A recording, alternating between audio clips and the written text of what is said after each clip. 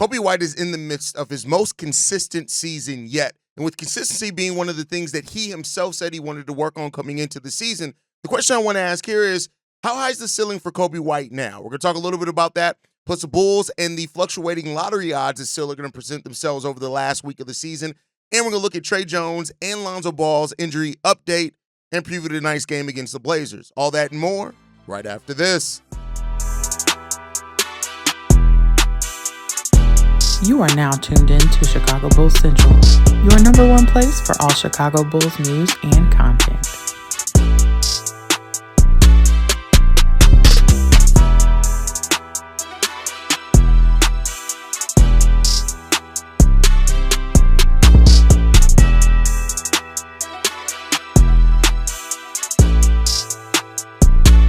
What's going on, Bulls fans? Welcome to another episode of Chicago Bulls Central, your number one spot for everything Chicago Bulls related. I'm the host, Sir Hayes, but more importantly, you guys can follow the channel at Bulls Central Pod on every social media platform we happen to be on. With that said, let's go and get into this content for today, y'all. And I want to start off talking about Coby White. Shout out to Coby White, who had an amazing moment on 670 The Score yesterday in which he was being interviewed. And you could hear him being caught off guard by Derrick Rose walking into the Advocate Center. And, it just made me think, like, when you look at the growth that we've seen from Coby, right? You remember Coby being drafted. Then, a couple of years later, everybody remember the clap it up moment where I think that was one of the highlights of kind of people kind of being over Coby White. That was amongst the season where people were still saying we needed to trade and move on from Coby. Then his growth last season, what he wanted to do coming into this season. And now Coby White sits as the Bulls' number one scoring option, right? Now, that doesn't mean he's not balancing that out with Josh Giddey, but he is the number one scoring option. And I want to talk about the consistency that Coby White has had this year. Now, there's still been, of course, that long slump that he went into December, but when you look at it, October, even though it was only 5 games in October, he averaged 19 points per game on 43% shooting, right? Pretty consistent. He had one single-digit scoring game that in the entirety of that month. He went 3 of 12 in that game. You look then in the month of November, where he averaged 18.1 points per game on 43% shooting, 39% shooting from three-point range. And that was still where him, Josh Giddey, they weren't really kind of balancing each other out really well. Coby had become more of a jump shooter then. He wasn't really able to do a lot of the things that have made Coby White special, being on ball. Zach was still on the team, things like that. But even then, still averaged 18 points per game on 43% shooting and 39% shooting from three-point line. You get into December. That was kind of Coby White's shaky month, right? While he did score in double digits every game in that month, he only shot 39% from the field overall and 29% from three-point range. But even then, while he still scored in double figures every single game that month, right? Didn't have any single-digit games. His scoring was just not as efficient as what you would need it to be from Coby White. You get into January, right? Much more consistent of a month. 19.4 points per game on 49% shooting, 42% shooting from three, 4 assists, 3 rebounds in that month as well. And then, these months as well, he was averaging 2.8 free throws this month. He was averaging 3 in December, and then he was averaging 3 3-pointers in November as well. By the way, all of those would have been career highs for him. In February, he took it up 4 free throw attempts per game because he was able to get more into his attacking mode. He did only average 17 points per game in that month. He had 2 single-digit games that month, which really brought that percentage down. He shot 38% from the field, 35% from three, but that was Coby starting to come out of it. By the end of that month, when you look at the last 5 games of that month, he shot over 48% from the field and well over 36% from three, so solid months from him. Then, of course, the month of March, maybe the best month of basketball in Coby White's career when you look at the fact that he's the number one scoring option at that point. Him and Josh Giddey played really well together. He got Player of the Eastern Conference Player of the Month, 2 Player of the Weeks over the course of that month. He averaged 27.7 points per game on 49% shooting from the field, 37% shooting from three, 4 rebounds, 3 assists. He got to the free throw line 6.5 times that month as well. And then so far in the month of month of April, only 1 game played, 28 points. We know that. He got to the free throw line 5 times. But Coby White has grown this year. And sometimes that growth, that bad stretch really kind of put a stink on the season, but that was also kind of the end of Coby White really not being able to play his game, right? then you look at Coby now driving and kicking a lot more, right? His drives are up from 10 drives per game early in the season to upwards of 16 drives per game that now at over the last month and a half. So Coby's really getting into his bag a lot more, and you're seeing where that consistency can come from. Now, I've said this before about him and Josh Giddey. They're both going to have to show and prove that they can do this at the start of the season before a lot of people believe how real it is. But nonetheless, even with that, Coby White is having a tremendous season this year, and he's gonna hopefully. I keep saying hopefully because you never know with AK, you never know what the Bulls are gonna do, but he'll go from this season into next season being the number one scoring option. I personally don't see the Bulls making a big move. Me and Pat had a discussion over on Locked on Bulls yesterday where Pat wants to see the Bulls go after Kevin Durant, which I'm like, that doesn't make any sense. But Pat's thought process is, get the team to the playoffs. Let's get them some experience in the playoffs and get KD to get them playoff experience. And I'm more so of I want more reps, right? I want them to see what a full season of Coby and Josh as the 1A, 1B, maybe even modest in his growth there, what he becomes in that time period, right? So that's kind of my thought process on that. But I think overall, you're just looking at these things all coming along and coming around to the fact where you got to figure some shit out. And that's where the Bulls sit at right now, right? Is that they're trying to figure some shit out. What can they be? What can they turn into? And, I think that Coby having that responsibility to end the season and going into next season with that same responsibility of, all right, now I'm the number one option. I am the guy. Let's see what he can do and what he can grow, how he can grow with that. I think that's going to be important. But Coby White's having a tremendous season. Should have been the most improved player of the year last year. I'm gonna keep saying that. There's gonna be nothing that stops me from saying that. But you got to move on. And at this point, like Coby and the responsibility that he has, the personality that he has, the how we're gonna need him down stretches of close games, even with the Bulls going through this play-in tournament, Coby's gonna be hugely important to that. I'm not saying that Josh Giddey's not. Please, nobody take this as a slight. Just because I feel like every time I bring up one of them, I have to bring up the other one, or stands of which one I'm not talking about. Is like, but Hayes, what about Josh Giddey? Josh Giddey's great, and I've been very, very, positive in the way that I've talked about Josh Giddey because he deserves it too. But this one, I'm just talking about specifically that thing that Coby said he wanted to do this year has become more consistent, and he's really done that. Yes, he had a pretty long stretch, a month of not really shooting the most efficient, but even through that month, he still gave things. He still was rebounding well. He still, the defense kind of got shaky over that time period, but that's really what we wanted from Coby this year. That's what he said he wanted, is to work on his consistency and things like that. And now he's going to have to take it another step further, right? Every player, even superstar level players, have bad games. Some of them have bad months, right? So, it is what it is. I'm not going to judge Coby too harshly on that, but Coby's had a tremendous season this year. And I wanted to spend some time just taking my hat off to Coby White and just, commending him on what he's been able to do this year. But with that said as well, let's move on, right? I want to talk a little bit about the Bulls lottery odds, right? When it comes down to this for the Chicago Bulls, right? The Bulls sit right now at a time period where we're making the play-in, we're locked into the play-in, and we should be locked into the play-in.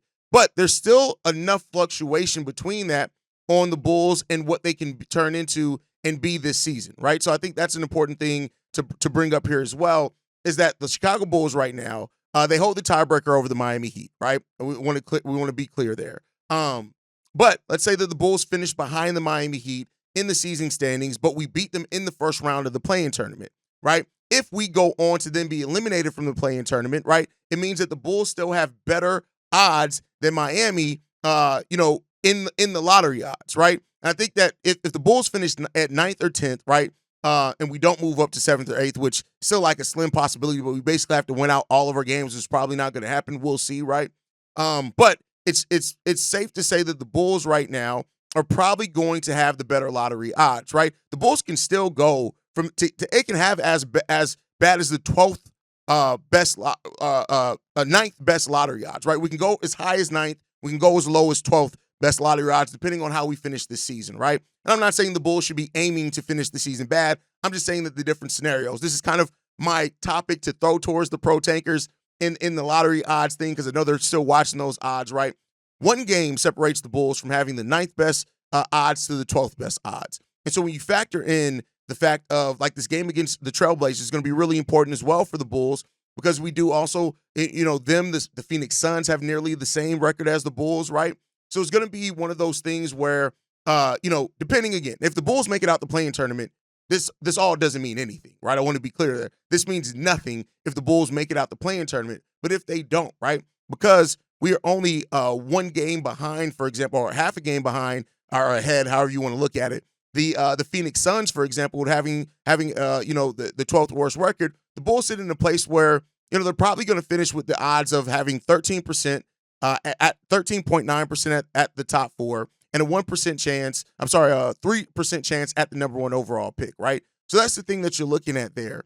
And when you look at it, really, when it comes down to it, like it's not a lot of percentage points that separate like the Bulls from the team above them in the Portland Trailblazers. They have a 1.5% chance more than us. The San Antonio Spurs have double the chance that we do at 6%. But there's a lot of room for the lottery standings, not necessarily the Eastern Conference standings, but the lottery standings to really still change based on how certain teams finish the strength of schedule, right? Now, all this to me really means nothing. Like the Bulls, if they're going to finish in the lottery, they're going to finish in the lottery. They're going to need lottery luck to move into the top four no matter where they are, right? If we make it out the play-in, then we'll have a pick right outside the lottery. We'll then be able to figure out what the fuck's going to happen there and who we're going to draft. But there's still some really good talent, right? And I think as for people who've just watched the NCAA tournament, haven't had time to watch a lot of NCAA basketball over the season, which I'm not blaming anybody, there's still a lot of really good talent in this draft that you don't like. Of course, the talent in the top four is always projected to be better, but we've seen multiple times that those projections don't always mean that that's actually what happens, right? And that's the place where the Bulls need to kind of figure out where they're going to be at, right? So we'll see what the future does hold for the Bulls, man. Overall, the Bulls, I mean, listen, they're playing to play. They're at my win prediction. I predicted about 34 to 35 wins. They're going to blow past that, right? The Bulls could realistically finish at 39 wins. This is about the same record as what they had last year. And like I said before, the Bulls, it just comes down to win the games. I want to see this team be competitive at this point where it is now. We don't have to worry about being in the bottom 10 to keep our pick. I want to see this team go out every day, every game, be competitive, and let the chips fall where they may, man. We got 6 games left. 6 of them. That's it, right? And the most difficult game on our schedule is the game on Tuesday against Cleveland. Other than that, Portland, Charlotte, Miami, which is going to be tough as well. We always play each other tough. So let me say 2 tough games in that because Spo, the way the Miami Heat are playing now, then we finish against Washington and Philly, right? And now the Bulls don't need to go into any of those games expecting them to be a cakewalk at all. That's not what I'm saying at all here. But I am saying that just play tough and you have a chance to win the majority of these games. And we'll see where the Bulls do finish at. I'm over it, right? This may be the last time I talk about lottery odds, right? Until the end of the season, because at this point, the Bulls are locked into the play-in. The Bulls aren't tanking. They're not going to all of a sudden tank the last few games. That's not happening. It was never on the cards. It wasn't going to happen. Get over it, the pro tankers. Maybe next year something changes, but this team is not going to, they can't get out the play-in now. Let's just get over it. Like I'm always somebody who, once you realize what something is, just realize what it is and move the hell on. But, I know that's not everybody. So, everybody has their own thought process and their mentality on it and their right to have that. And I guess we'll just see where the chips fall at the end of the day. But with that said, all right, let's move into the next topic. So we got injury updates yesterday. I did drop an emergency episode on this. I did forget to post it as a podcast. So I'm sorry to my podcast listeners. It wasn't charging to my mind, not my heart. It was a lot going on yesterday. But Trey Jones, this was said by Casey Johnson, is unlikely to return this season, meaning that his season is pretty much done. He's basically not going to return in the regular season or the play-in. There's a chance he could return if the Bulls make the actual playoffs, but even that's in question. So for all intents and purposes, unless something drastically changed, Trey Jones' season is done. And it's unfortunate. Like, you look at what Trey Jones brought to the Chicago team while he was here, and it's been great to see. Trey Jones was a player that was really a revelation. And as I've said many times before, he's the type of player that you love seeing in a Chicago Bulls uniform. The smallest guy on the court more times than not. But you look at the rebounds he was able to get, the defense that he played, even against bigger players, always gave that effort. Trey Jones came to Chicago, and he balled out. When you look at him as a starter for the Chicago Bulls. 15 points per game, 7 assists, 5 rebounds, 1.5 steals per game, right? Only 1 turnover per game, 57% shooting from the field, and 57% shooting from three-point range. That's what he did as a starter for the Chicago Bulls. And it was really great to see that, man. Really great to see what Tre Jones brought to this team. I know many people hold out some hope that Tre Jones can end up coming back to this team, and we'll see where the chips fall in the future for Tre Jones. I would love to see him in the Chicago Bulls uniform. I think that if you have Tre Jones and Ayo Dosunmu coming off your bench, right? And we got some other things that we need to figure out off that bench. Zach Collins, is he on the bench or is he the starter? Because Vooch's moved. Jalen Smith is still going to be under a Bulls contract next year. Where's he at? Dalen, Julian, how have they grown? Our draft pick of this upcoming year. But I would love to see that. The question is our team's going to come trying to outbid the Bulls for Tre Jones? And are they going to try to force a shine? Will the Bulls, if they know they're going to use them, get a sign and trade back to get something back for a player that actually performed pretty well for them? We'll end up seeing all of that, right? All of that is going to fall where it falls. But I wish Tre Jones the best, whatever it happens. I hope that this guy gets an opportunity to absolutely ball out next season and show what he can bring. But with each of the bad news, we got more positive news. Lonzo Ball is either going to return today or Sunday for the Chicago Bulls, and that is something that I think a lot of Bulls fans are going to like to hear. Now, I know that some Bulls fans have become over Lonzo because of his injury concerns. I can't blame you on that one, right? But I think especially when you're looking at a team, that Cleveland matchup's coming up, you're looking at the play-in tournament, getting Lonzo Ball back out there, not even for a shooting. With that wrist injury, I don't know how much Lonzo is going to be able to move back into what he was doing before. I don't know that. I don't have that. I don't know that, right? But the defense that he brings, the passing that he brings, the gravity that he has, those type of things could all be really important for the Bulls going into this last phase of the season. So you definitely want to see Lonzo get that opportunity to really play well for the Bulls. And we'll see what he brings when he comes back. But, it's good that Lonzo's going to be able to get back out there, get out on the basketball court, and we'll see what he brings and what he has in store for the Bulls and for their opponents. But, the Bulls getting Lonzo Ball back can bolster that bench, can help stabilize that, maybe can help Julian and Dalen kind of find some easy offense again. Josh Giddey and Lonzo's minutes together on the court together as well was really good. Like Lonzo and Giddey figured out kind of their chemistry before Coby and Giddey did. So, we'll see what will happen there. But, so hats off to Lonzo. It's unfortunate about Tre Jones.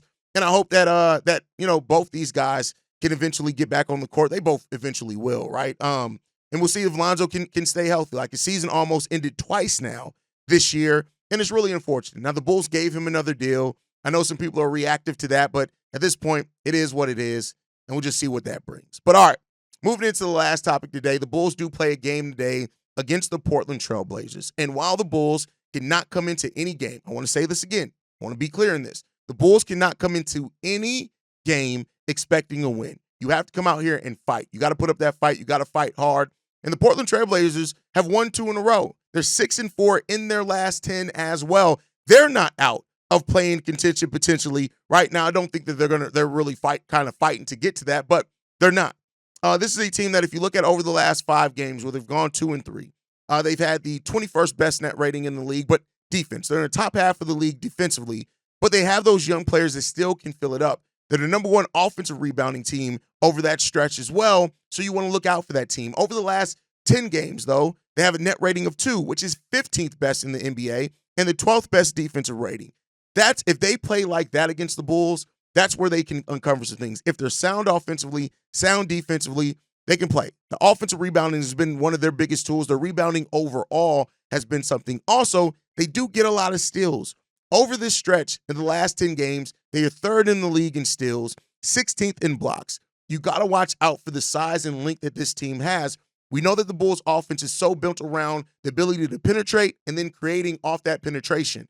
The Bulls have to watch out if they're going to be able to do that at the level that they need to against this Portland Trailblazers team because of the length that they have with their forwards and things like that. So this is going to be an interesting game. The Bulls need to lock in, of course. The Portland Trailblazers have 34 wins just like the Bulls do. I know that this has some lottery standing implications. Like I said, I'm not worried about that. I'm more worried about the Bulls using every single game that they have remaining as tune-ups for the play-in tournament. That's what they need to be looking at. That's what they need to be focused on. We'll see if they can do it. I think that they can. and we'll see which Bulls team shows up today. That's really what this all comes down to for the Bulls every single game. Which team shows up today? How well are Giddey and Coby playing? How well are the role players playing? What are we getting from Kevin Huerter, right? They've been so important on this run, and Billy Donovan's coaching has really been good as well. So we're looking at those things also. Let's see if we can get it done, man. Overall, I have so much faith in this team with the way that they've been playing overall that I want them to come into this game and just look like the team that we've seen them be. And let's see what that brings us. But that's my time for today, guys. I will be live tonight for the game. Make sure you guys are following us at Bulls Central Pod. You can send us any feedback, questions, comments, concerns, bullscentralpod@gmail.com. Lastly, if you want to leave a text message and our voicemail for the mailbag, the number to do so, 773-270-2799. We're the number one spot for everything Chicago Bulls related, but that's thanks to you lovely and beautiful people. And like I like to end every episode on, go Bulls. Love you guys. See you right if you can, y'all. Peace. This has been a presentation of the Break Media.